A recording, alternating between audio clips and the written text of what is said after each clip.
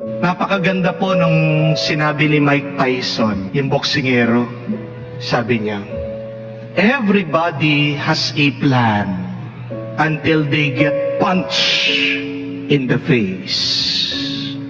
Anong ibig sabihin? Ang buhay ay parang boxing.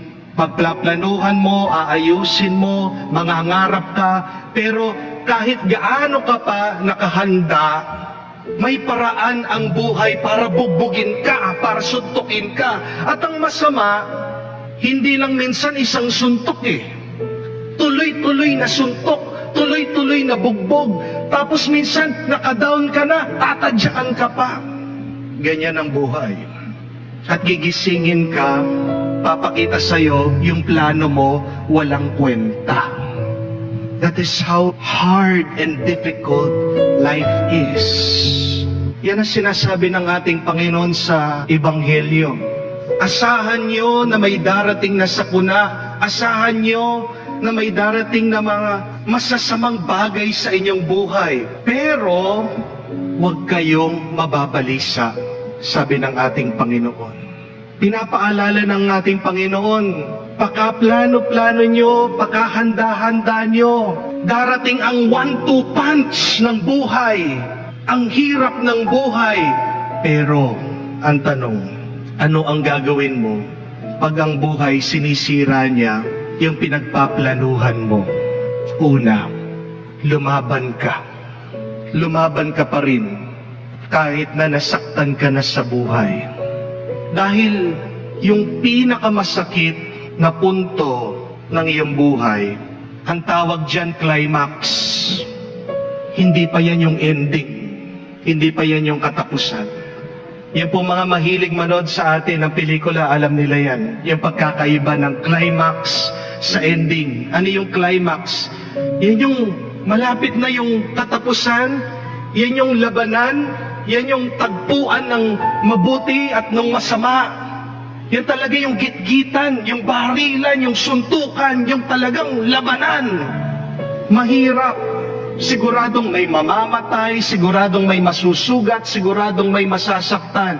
Pero tandaan mo, hindi pa yan ang katapusan.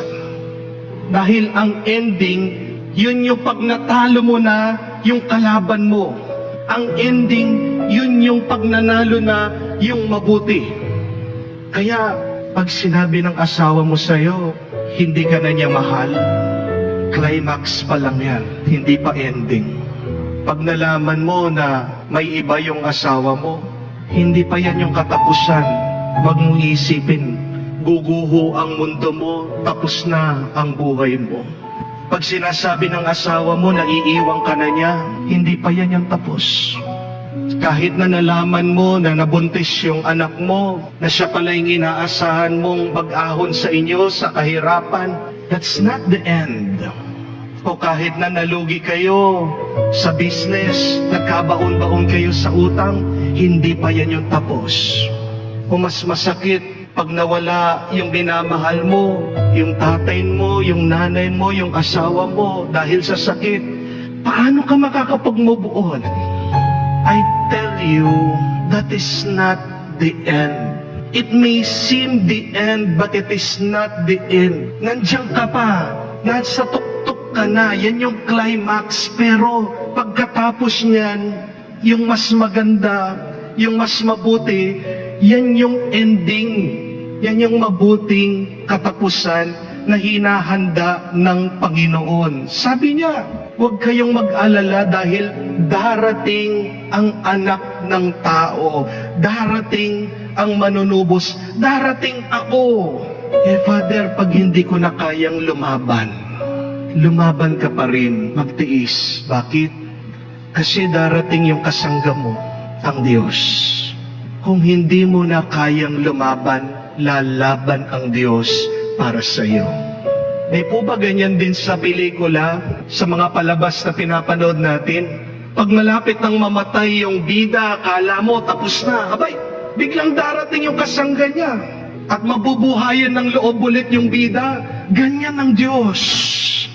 Yung handa na tayo na mamatay. Yung handa na tayong sumuko. Pero magtiwala ka. malapit na siya.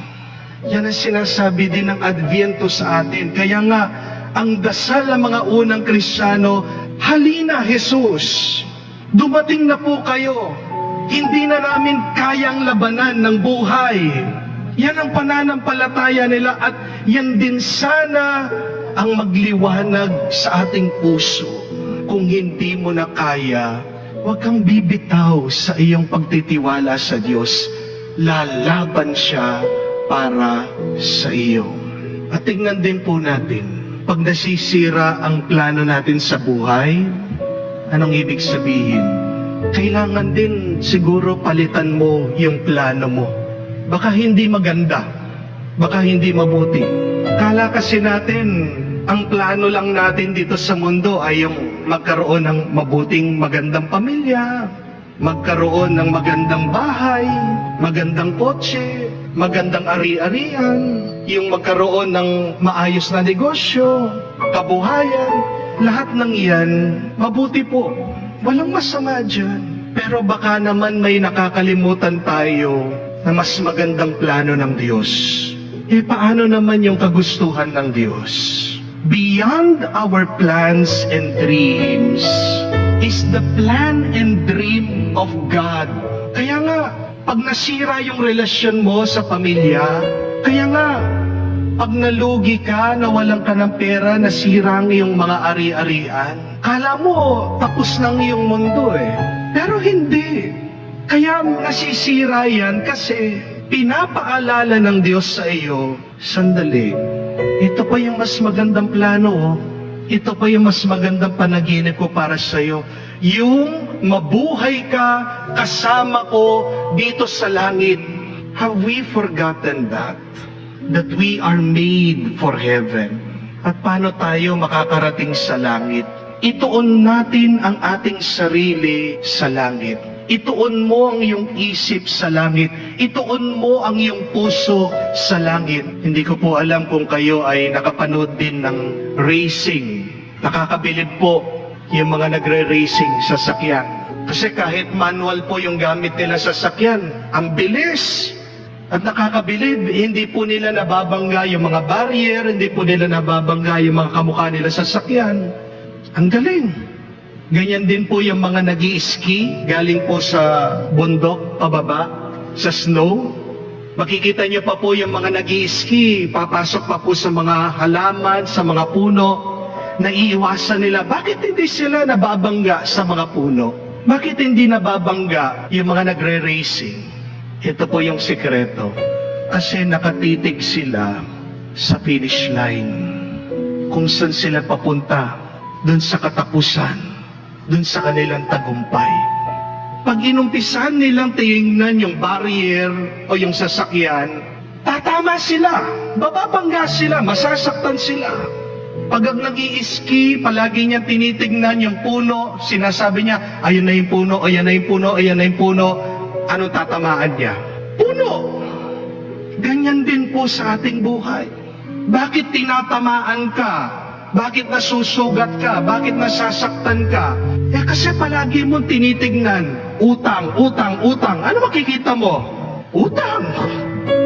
Pag palagi mo binibigyan ng panahon, tinitignan mo, buisit, buisit, buisit. Ano makikita mo? Nakangiti? Masaya? Buisit. Pagkagising mo pa lang, tinitignan mo, malas, malas, malas. Anong mararanasan mo? Swerte? Malas.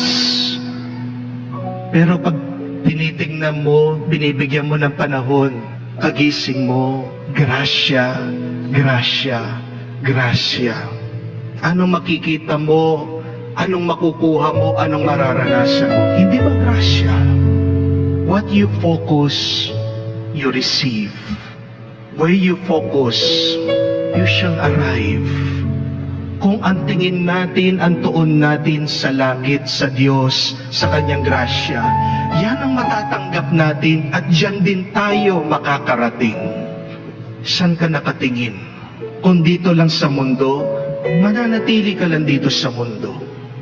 Kung nakatingin ka sa langit at sa Diyos, makakarating ka sa Diyos.